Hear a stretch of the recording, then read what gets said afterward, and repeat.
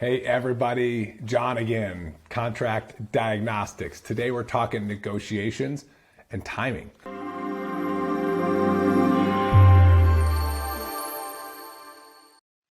How long does this whole thing take when you get your physician contract and you start the negotiation process? Well, it varies. Some employers give a contract on Friday afternoon and say it's due Monday at 5 o'clock.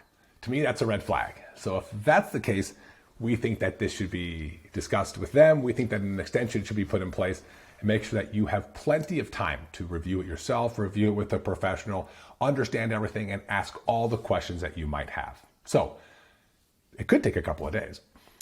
There might be a letter of intent. We see letter of intent in our work here at Contract Diagnostics about 22% of the time. So if a letter of intent is issued, obviously have it reviewed, discuss the terms in the letter of intent, have a conversation with them over time, and then you might be signed and contracted inside of 3 weeks. Depends on what that gap looks like and how long the questions you have take to be answered.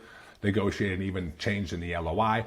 Before you get the contract, the process between a signed LOI and a contract is anywhere between 3 days and 3 weeks. But again, make sure you're discussing that with the potential employer so you know what those timelines look like. Another way, of course, is just getting the contract from scratch. So if you go from an interview to a contract, how long does that process typically take? Well, most employers don't put you under a time frame, but they expect to hear back in about 2 weeks. So don't delay. If you're going to have it reviewed, reach out to a company right away and have it submitted. Our review times at Contract Diagnostics are anywhere from same day to 3 days, usually max, during our heaviest time of the year. So make sure you have everything in front of you, submit it all, have your questions ready to go with the review company, and then formulate your reply to the facility. I would do that right after, while everything's fresh in your mind from having the contract reviewed, or if you're not going to have it reviewed, after you've read through it yourself and trained yourself what you should do and how you should ask questions, and then have a conversation with them. I do think asking them for timelines is important. So when do you think I'll hear back from you? When is a reasonable time that we should have the contract put in place? I do think it's important to set expectations from them about,